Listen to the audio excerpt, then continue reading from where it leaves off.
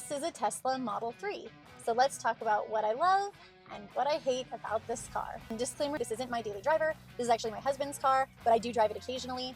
Normally I drive a Tesla Model X, and I do have a separate video about what I love and hate about my Model X, so there will be some comparisons to the Model X, but overall this is also just about the Tesla Model 3. Let's start out with what I love. Number one, the app. I really like the Tesla app. It's really handy, has lots of great features. It lets you customize your charging schedule. It lets you pre-start, pre-cool the car, or pre-warm the car in the winter if it's chilly. Right now it's summer, it's constantly hot outside, so pre-cooling the car is kind of a must. But in the case of this Tesla Model 3, it is also the key for the car, which means I don't have to carry a separate key. I just need to remember to bring my phone, which I pretty much always have with me, as you do. So that means just one less thing to carry that's so handy. I was actually telling my husband this morning that it would be so nice to not have to carry the key with me, not because I don't think that the key is convenient, but because my pocket space is at a premium. Everybody knows women have no pockets. We don't have room for another thing to carry, so it's really nice that all I have to carry is my phone. Number two is Smart Summon. If you don't know what Smart Summon is, it's this feature where you can use your phone to remotely have your car come to you, and you don't have to remote drive it. You just tell it where you are, and it will go from its parking space to where you are. It's kind of the coolest thing. It kind of freaks people out sometimes if they're not used to it, but it is really cool. I don't actually use it that much. Like I said, this isn't my daily driver, but I think it's such a cool feature, and it's also something that my Model X doesn't have, and it can be really handy. Number three, self-driving.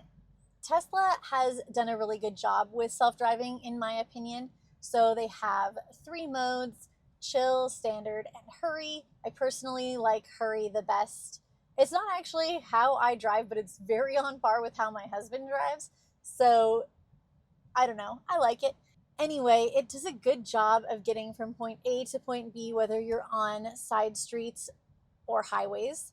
This might be specific to me being in California, because I have heard that some other places people don't like how it drives as much, and I'm not sure how it handles things like snow. That being said, the reason that I really like self-driving is because I'm not good with directions, so I really like that I can just put in the location I want to go.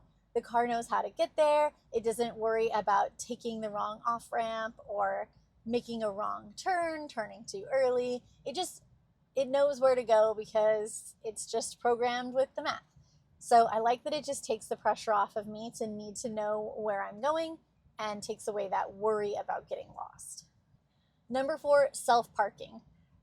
Oh, I can't believe I put this right after self-driving because it makes me sound like such an incompetent driver, but I really like the way this car self-parks.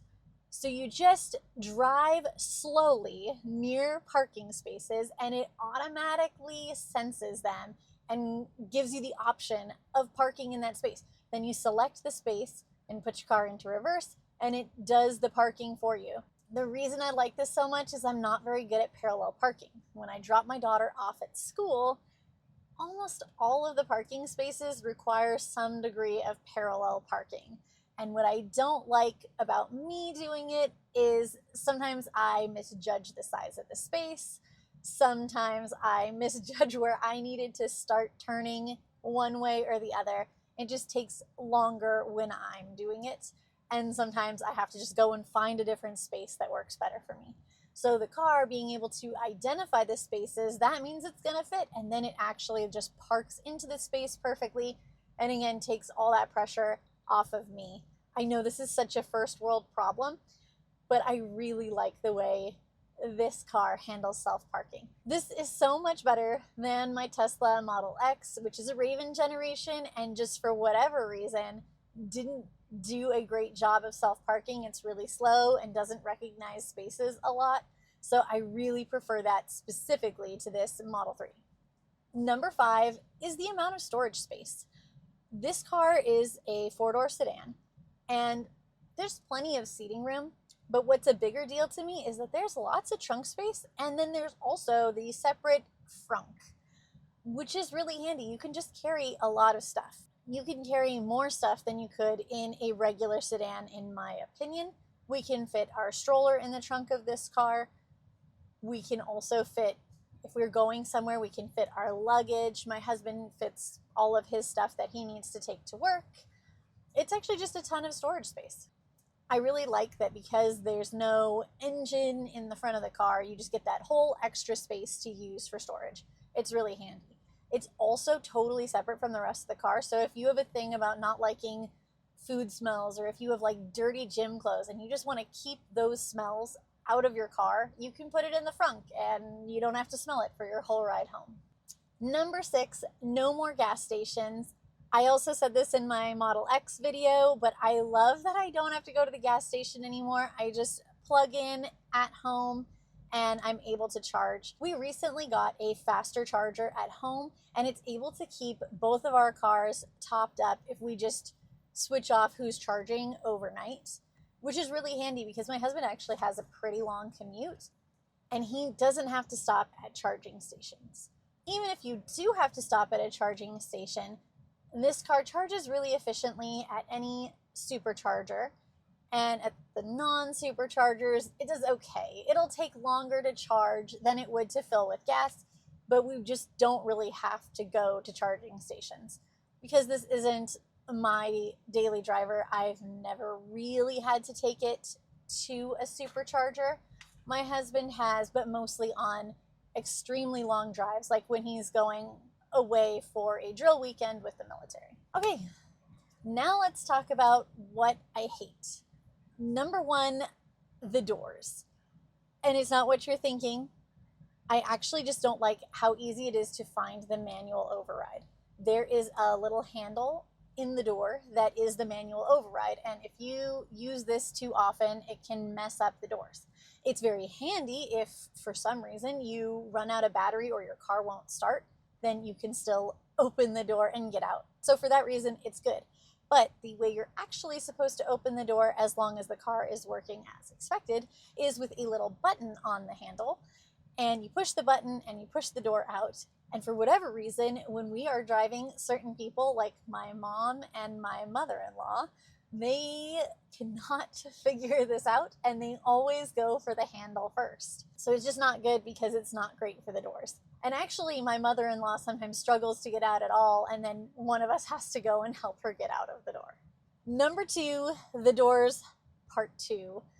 This is not really a true hate. It's just nitpicky because I have a Model X. I don't like that the doors are not automatic in any way. Tesla obviously has the technology to do this because in my Model X, when I approach the car with my key in my pocket, the driver's side door just automatically opens for me. And then my key can allow for automatic opening and closing of my Falcon Wing doors and even the passenger door. So clearly Tesla is capable of doing this. But with the Model 3, it's just not a priority, I guess.